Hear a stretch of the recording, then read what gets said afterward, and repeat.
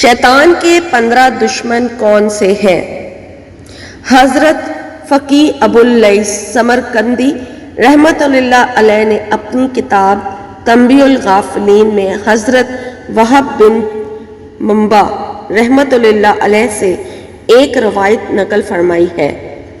اس میں ہے کہ حضور اکرم صلی اللہ علیہ وآلہ وسلم نے شیطان سے پوچھا، اے معلوم تیرے کتنے دشمن ہیں؟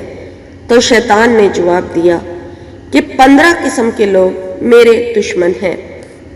نمبر 1، سب سے پہلے دشمن آپ صلی اللہ علیہ وآلہ وسلم ہیں۔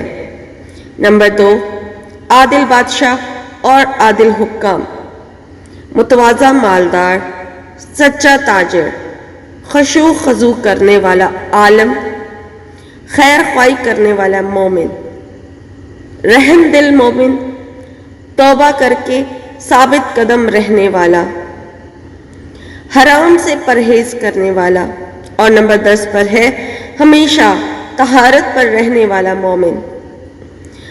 نمبر 11، کثرت سے صدقہ کرنے والا مومن، لوگوں کے ساتھ اچھا برتاؤ کرنے والا مومن۔